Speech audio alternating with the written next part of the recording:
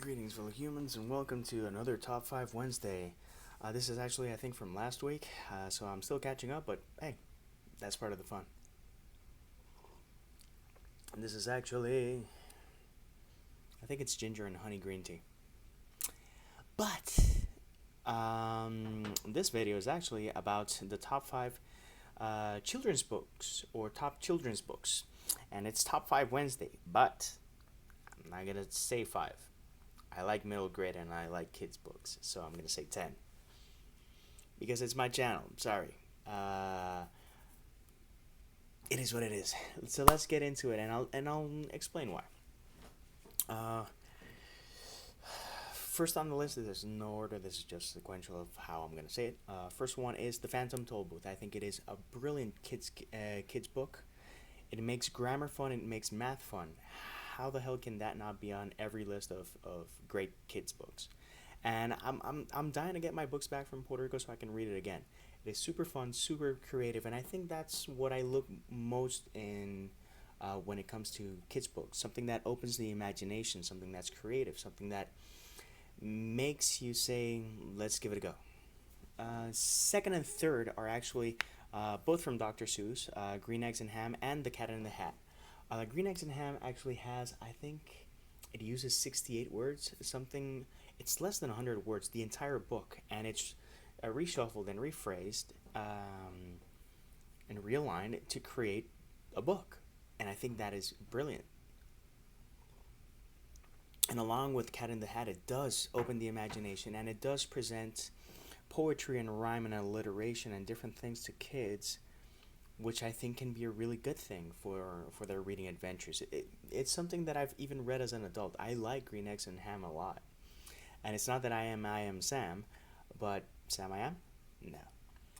It's just great books, great literature, great way to get kids into books. Next up would be The Lion, the Witch, and the Wardrobe, which is actually the book that got me into reading a lot.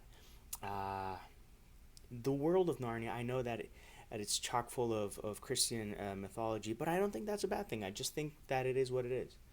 Some people go like, "Oh, it has too much," blah blah blah blah blah. I get that. I get those sentiments, but to me, I don't mind because, um, I grew up Catholic, and although sometimes it's with a heavy hand that you see the comparisons with Christianity, I don't think it takes away from the story. The story is extremely imaginative. People still make references to Narnia all the time, and that's because it's a wonderfully imaginative work and so well written.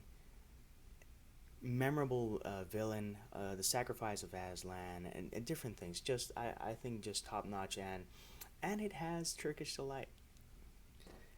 Next on the list would be Coraline. I think it is the best creepy kid book out there. It is creepy.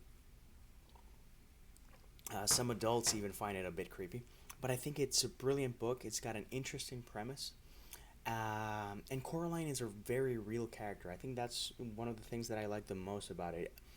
The thing that I like the most about Coraline is the that double world, that shadow world, that comparison that a lot of kids can wonder about. But it's really creepy and it's really atmospheric, and it works in the movie, in the graphic novel, and the book. It has tweaks to make the most out of each medium, but I think that the story itself is great, and that no matter the medium, you're gonna enjoy it.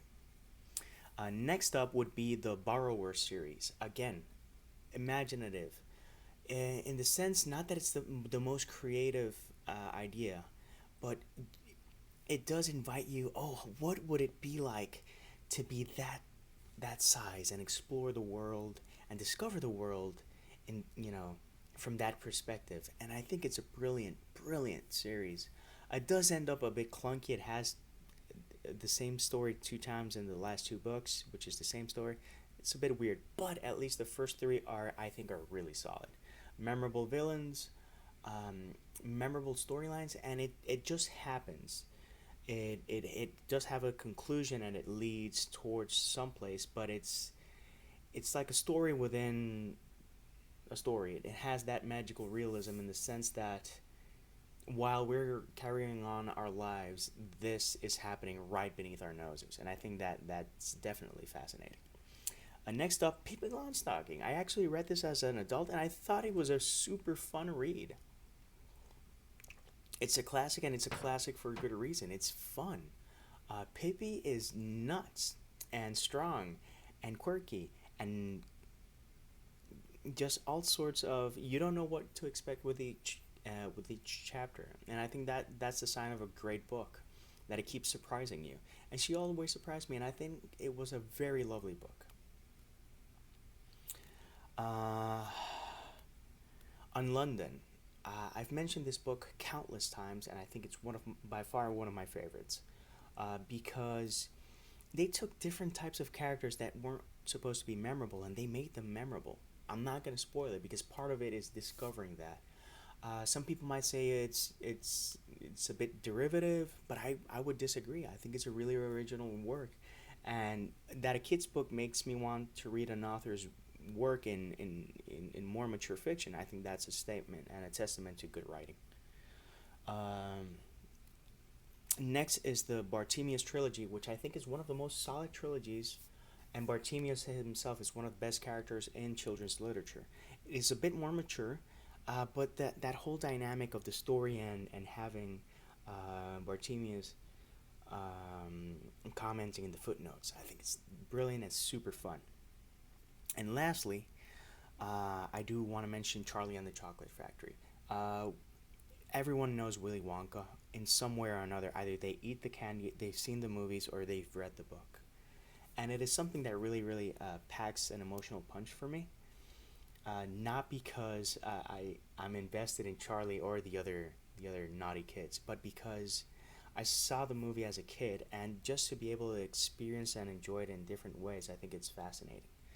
Uh, Two other books that I want to mention, those are my 10, but three others that I want to mention are classics. I didn't mention it because I would prefer to mention them as classics, and some of the ones that I mentioned could be debatable, but to me, these are like three classic children's books that you have to read. First off, Peter Pan, because Peter Pan. Uh, it is a brilliant work. As imaginative as it gets, I would love to see Neverland in my life. And I will be doing a Neverland, create your own Neverland tag soon. I was tagged by Michael S. Deutschan, or Taylor Reed's books. One of the two tagged me, and no, Taylor, and it's a really fun tag. And I'm really fond of Peter Pan. Second off, Alice in Wonderland. It's a bit tricky because Alice in Wonderland is a heavy book. It is not something that, oh, I can read this briskly. It's actually a pretty complicated book for a kid's book, but it is super imaginative and just out there. It is the definition of being out there. Everyone mentions, oh, you're going down the rabbit hole, and it's for great reason. It is one of the most creative and daring works that I think I've ever read. People take it for granted at how amazing that book is, and it still stands the test of time. You read it and you go like, wow, people are still trying to top that or catch up. And lastly, The Wizard of Oz. Uh, the Oz series has ups and downs, but I think the first three or four books are really solid. I've read two more, which were and I still have to read more of the Oz books, which are fascinating. But this goes to show that I love children's literature. And actually, I was in kind of a reading slump earlier this year, and I was in the YA section. I was like, oh, not feeling it. And then I went to the kids section, and my mind was blown away. And actually, I can mention another series, because it's that way. I enjoyed that much. The Artemis Fowl series. Artemis Fowl is fascinating. So you have a ton of names here.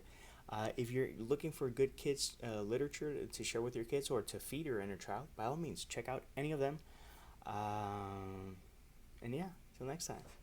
Peace, love, and maki roads.